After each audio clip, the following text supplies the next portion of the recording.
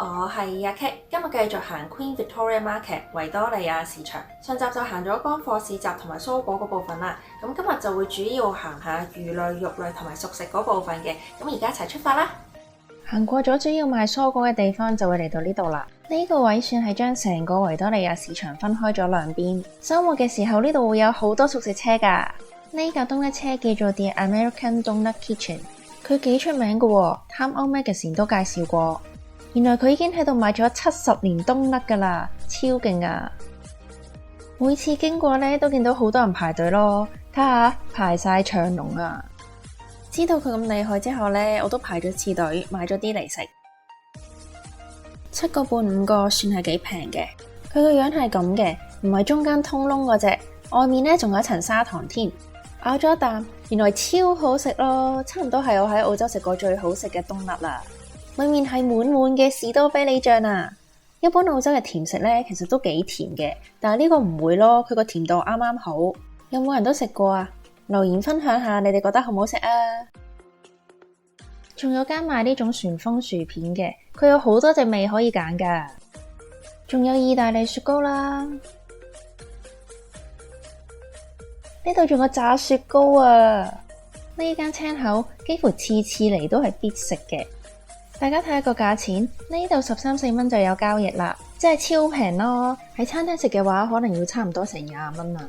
而且佢嘅味道同埋份量呢都 OK 嘅喎。嗌咗呢個唔辣嘅白酒味啊，佢送一塊麵包可以飲湯食咯。佢仲有個番茄辣味青口都好好食㗎。啱睇完嘅地方呢，就喺呢度嘅右手邊啦。咁而家就進攻左手邊啦。有一個室內嘅美食廣場啊，前面呢間賣三文治沙律嘅。後面呢間賣薯片啊、熱狗咁樣，再後面呢間賣中餐，見到有燒味飯咯。而最後呢間呢係賣咖喱嘅，呢度都有啲旅遊單張可以攞，同埋佢呢度呢其實係連住賣魚賣肉嘅地方嘅，都係出返去喺另一個門口入去隔離先。門口有個呢啲印旅遊幣嘅機啊，我記得當年第一次嚟 Melbourne 嚟旅遊嗰陣時呢，都真係買咗個㗎。入去行下賣魚類、肉類嘅地方先。對住門口呢度呢，有好多醃好嘅肉㗎，買去燒烤都唔錯㗎。呢度其實就唔係好大嘅，可以行一圈睇下有冇特價先。肉嘅價錢同嗰兩間大超市唔會相差超級遠咯，同埋都係1分錢1分貨嘅。譬如話買排骨咁樣啦，可能會見到有啲好平嘅，但係嗰啲部位可能就唔係咁好，冇咩肉咯。嗰兩間大超市啲嘢一般會比較靚啲咯。咁樣去做比較嘅話，其實價格上平均都唔會差得太遠嘅。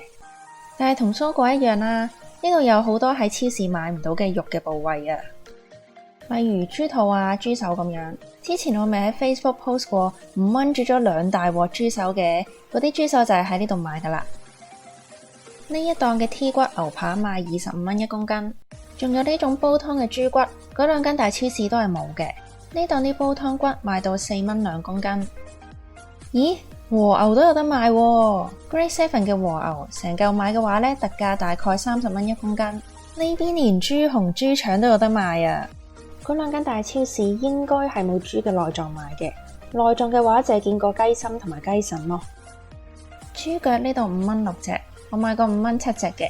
咁豬大腿呢度賣到5個9毫91公斤。豬肋骨特價14個9毫91公斤，係算平嘅。呢度每檔嘅價錢其實都係差少少嘅啫，但係特價嘅話呢就會平好多咯。呢檔有賣家禽，過去睇下先。大超市嗰啲家禽類呢，我諗絕大部分都係雞噶啦。鴨呢係有嘅，不過唔多咯。乳鴿我就直情冇見過添。呢度25蚊一隻，其實都幾貴喎，不過好多年冇食過啦。買翻隻試下整滷水乳鴿先。呢度有羊扒，部位寫住係 Meat Loin Chops， 特價15蚊1公斤。好似賣牛同埋豬比賣羊嘅多咯。呢檔嘅煲湯豬骨3蚊1公斤，4蚊2公斤。1蚊一包嘅煲湯骨都有，但係呢啲骨好似好長啊，個煲唔知會唔會唔夠高擺唔落呢？排骨特價12個9毫91公斤，買咗1條啊。一般買排骨呢，我都會叫佢哋切埋嘅，個人比較懶咯。不過一般佢哋都唔會拒絕嘅。上集講到蔬果嗰一邊一般係要用現金買嘢嘅。係喎，如果大家想睇蔬果又或者乾貨市集，可以睇翻上集，條 link 我擺咗喺介紹欄。係啦，不過魚類、肉類呢邊呢係可以碌卡嘅，但係可能會有最低消費額咯。買幾蚊嘢嘅話呢，一般都係要用返現金。睇睇啲海鮮先，海鮮啲價格呢就比較難對比啦。唔同品種嘅魚嘅價格呢可以差好遠啦。咁魚塊同埋成條魚賣嘅價格呢又會唔一樣喎。同埋呢個市場嘅海鮮品種係多過超市好多咯。見到呢啲蟹賣29.5一公斤咯，三文魚成條賣17.999一公斤。哇！啲吞拿魚肉咁貴嘅，54.999一公斤喎。呢個 Rutling 魚塊29.5一公斤。佢個中文翻譯有好多啊，其中一個叫做南極鱈魚咯，係鱈魚嘅一種嚟嘅。之前喺超市買過，幾好食嘅。佢啲肉係比較結實嗰一隻啊，而且自帶鹹味，有陣時唔使落鹽都 OK 咯。買咗啲翻去煎啊。前面有啲一盤盤嘅魚啊。喺個市場就嚟閂門嘅時候呢，有好多鋪頭呢都會將啲魚分成一盤盤咁樣特價出售啊，幾抵嘅。其實過嚟主要係想買成條魚嘅，想食蒸魚啊。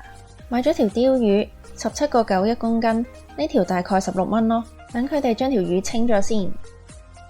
啲鮑魚仔3蚊一隻，25蚊10隻。煮熟咗嘅龍蝦40蚊一隻，75蚊兩隻。唔知呢啲係咪大啲嘅呢？好似比前個排貴咗啊！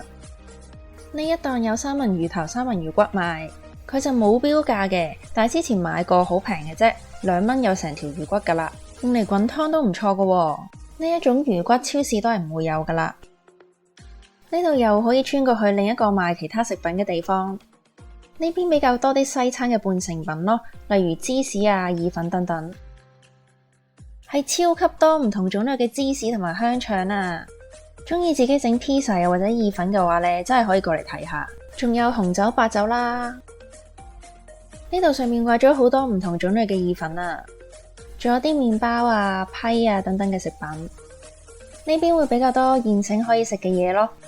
竟然有間 Coco Black， 佢嘅朱古力唔錯㗎喎。呢間嘅麵包睇落去都唔錯喎。買咗一個杏仁牛角包啊，盛惠5蚊。呢間鋪頭因為疫情關係呢，淨係收卡唔收 cash 咯。食嘅時候先發現，原來裏邊都有杏仁醬㗎咯，正啊！哇，呢個裝飾係畫上去㗎，超勁啊！呢啲漢堡，仲有蛋糕，睇落去都唔錯喎。連住呢度其中一個室外嘅地方呢，其實仲係賣蔬果嘅。我覺得呢邊賣蔬果呢個位比起上集行嗰位呢，啲嘢仲更加新奇有趣一啲啊！例如呢度又唔係橙色嘅橙，唔係紅色嘅番茄，有啲似 Halloween 個南瓜咯。仲有左手邊呢個紅色嘅菜，不過呢個喺澳洲其實唔係太難揾嘅。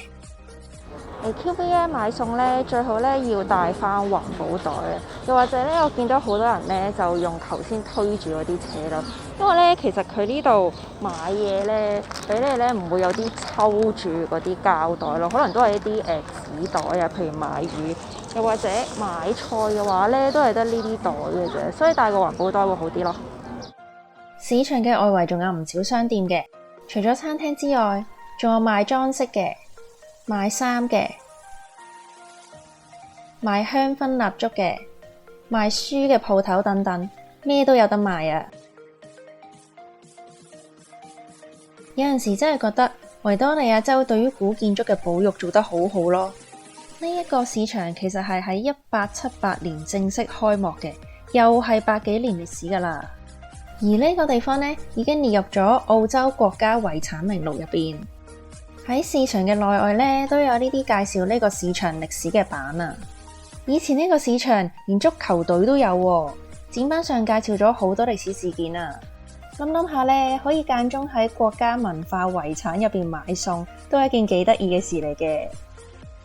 除咗一般嘅店鋪同埋攤檔之外，呢度仲會舉辦一啲特別嘅活動嘅，例如近期嘅週末啊，有個專賣書嘅市集咯。雖然就唔係好大，但係唔同類型嘅書都有㗎，美術用書、兒童用書、小說等等，新書、二手書都有嘅。呢啲活動喺維多利亞市場個官網上面咧都有寫嘅，有興趣嘅朋友咧就可以去睇下啦。平時去呢個市場買嘢嘅話呢，一係我就好早去，因為週末差唔多中午嘅時間呢就會開始多人㗎啦。一係呢就差唔多閂門先去執平嘢啊嘛。我試過3蚊呢買到一大盤豬骨啊，啲魚呢都會一盤盤特價出售咯。我有一次試過買到差唔多半價咯。嗰日行過先知，原來呢個市場係可以網上購物嘅喎，但係佢網上面賣啲嘢就冇個實體市場咁多嘢咯，同埋啲商戶都係唔齊嘅。